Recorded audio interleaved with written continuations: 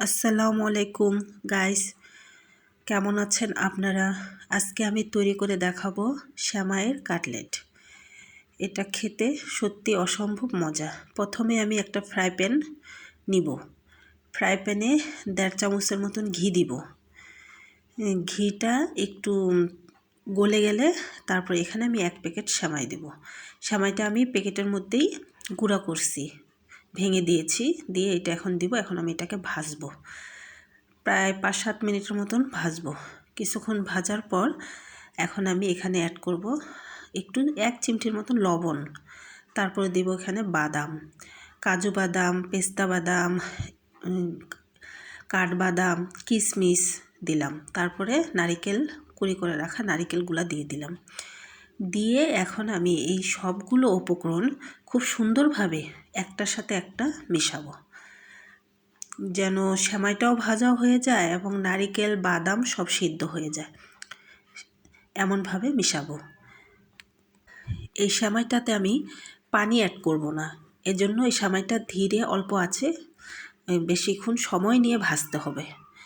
কিছুক্ষণ ভাজার যেন সেমাইটা সিদ্ধ হয়ে যায় ভিতর থেকে, সেভাবে ভাজতে হবে। ভাজা হয়ে গেলে এখন আমি এখানে অ্যাড করব কনডেন্স মিল্ক। এগুলো আমি আমার পরিমাণ মতো নিয়েছি, যে যেমন মিষ্টি খায়। আমি শুধু এটাই অ্যাড করব, এখানে কোনো চিনি দিব না, কোনো দুধ দিব না। এটা দেওয়ার পর আমি এটা ভালো মতন আবার মিশিয়ে নিব। প্রায় আরও 5-7 মিনিটের মতন নাড়াচাড়া করব। দেখুন আমার কনডেন্স মিল্কটা মিশানো হয়ে গেছে। এখন এটা মেশানোর পর আমি এখন একটা পাত্র নিব। এই যে আমি এরকম দেখে একটা পাত্র নিয়েছি, কেউ বাটিতেও করতে পারেন। এখন আমি এই পাত্রটাতে সম্পূর্ণ সেমাইটা দিয়ে চামচ দিয়ে প্রথমে সেমাইটা আমি বসাই দিব। তারপর একটা চাকুর সাহায্যে সেমাইয়ের কাটলেটটা সুন্দর করে একটা শেপ দিব। চারকোনা একটা শেপ দিতে পারে, কেউ গোল দিতে পারে। শেপ দেওয়ার পর আমি এটা আধা ঘন্টার মতন ছেড়ে দিব।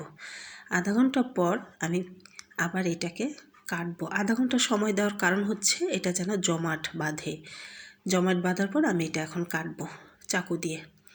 সুন্দর করে ছোট ছোট পিস করে নিব। আমার মতন করে আমি শেপ দিব আর কি। দেখুন আমি কাটতেছি। এভাবে কাটার পর আমার এটা আমি এখন পিরিজে নিয়ে নেব। পিরিজে নিয়ে সুন্দর করে কাটা হয়ে গেছে। কাটার পর আমি এটা এখন পিরিজে নিয়ে নেব। উপর থেকে একটু পেস্তা বাদাম ছড়ায় দিছি যেন কালার আসে, দেখতে ভালো লাগে। এটা খেতে অনেক মজা। এটা আপনি 2-3 দিন বাড়িতে রেখেও খেতে পারবেন, ফ্রিজে রাখার প্রয়োজন হবে না।